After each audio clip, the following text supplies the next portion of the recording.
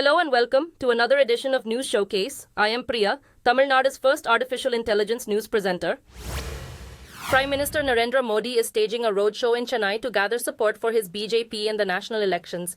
It is the latest in a string of visits to the state, which is seen as a push to crack into the state's vote bank, dominated by regional rivals, the governing DMK and the AIADMK.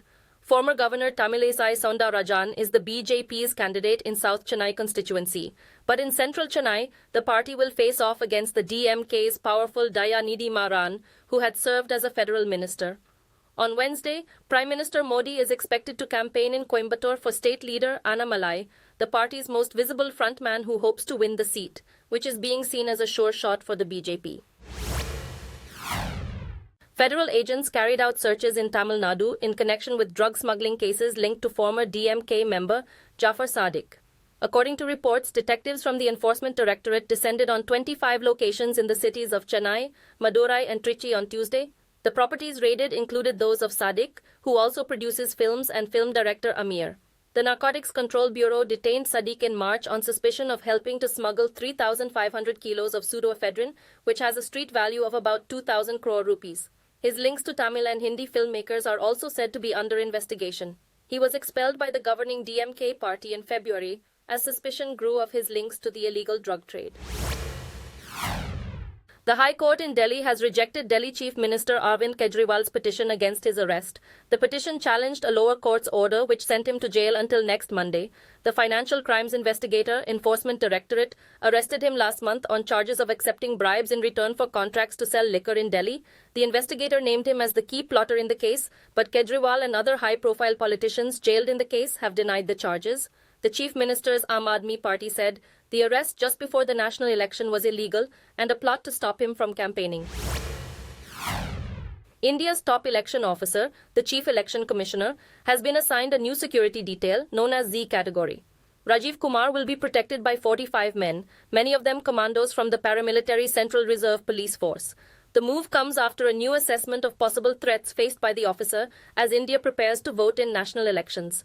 The elite commandos will guard him at all times as his travels across the country become more frequent in the coming days. He was appointed nearly 2 years ago and assisted by 2 deputies, he oversees all state-run elections in the country.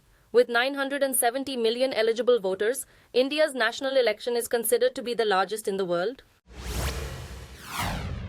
The total solar eclipse captivated North America Monday night, casting a shadow from Mexico's Pacific coast to Canada's Atlantic coast. The event was described as beautiful and unforgettable by observers.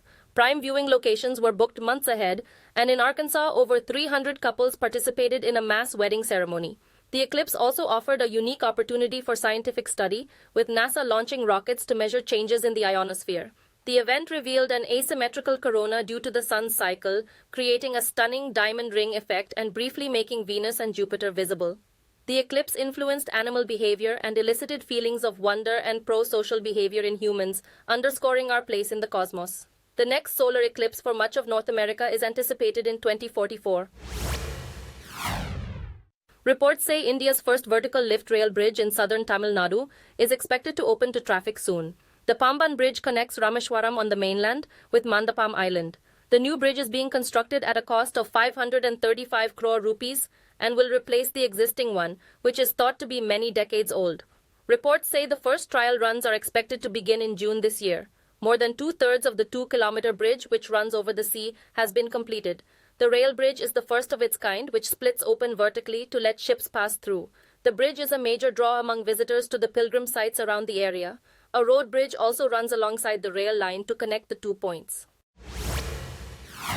As Muslims in India prepare to celebrate Eid al-Fitr, major markets around the country have sprung to life, with stores and stalls stocked up and ready for business. In Kashmir's Srinagar, the streets are lined with vendors selling festive decorations, sweets, clothes, and gifts for the festival. Garment sellers are offering a broad option, ranging from traditional outfits to modern trends. Shopkeepers are displaying the best merchandise as customers went around to find their best fit, and sellers adorned their shops with vibrant lights to attract them.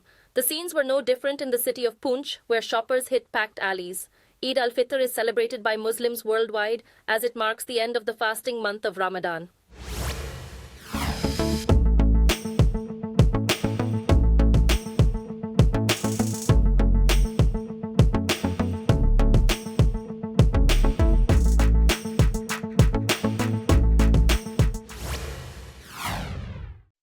India's northeastern state of Assam is set to celebrate its biggest festival, Rongali Bihu, this week, also known as the Assamese New Year.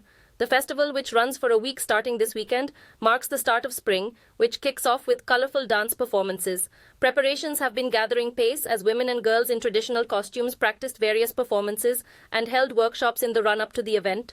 During the festival, bulls and cows are bathed in water mixed with turmeric, and they're fed with brinjals and gourds. During this time of the year, some Indian states celebrate their customary New Year, which is influenced by local culture.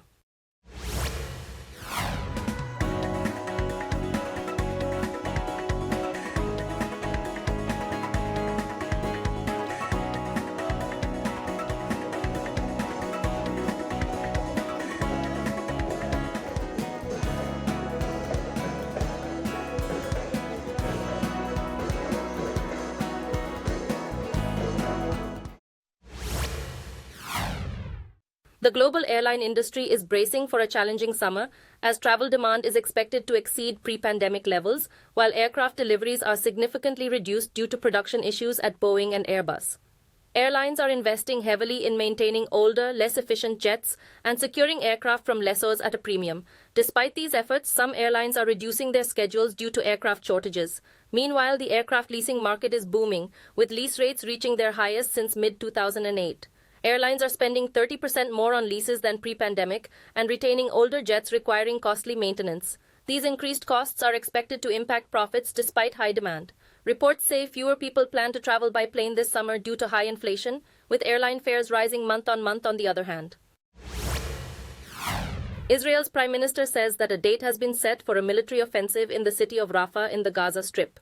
Benjamin Netanyahu's announcement comes despite international pleas against an assault on the city where over 1.5 million Palestinians reside. Concurrently, talks are taking place in Egypt between Hamas and Israel regarding a hostage prisoner swap and a ceasefire. The US, Israel's main ally, is opposed to an assault on Rafah and called for an agreement. A joint statement by the leaders of Egypt, France, and Jordan also urged an immediate ceasefire and release of all hostages. Since the start of the conflict, over 33,000 Gazans have been killed, and it is reportedly on the brink of famine. Israel has denied allegations that it was slowing distribution of aid there. Donald Trump's recent statement that abortion rights should be decided by individual states has sparked controversy among both liberals and conservatives. In 2022, the Supreme Court overturned the position that the Constitution protected abortion rights.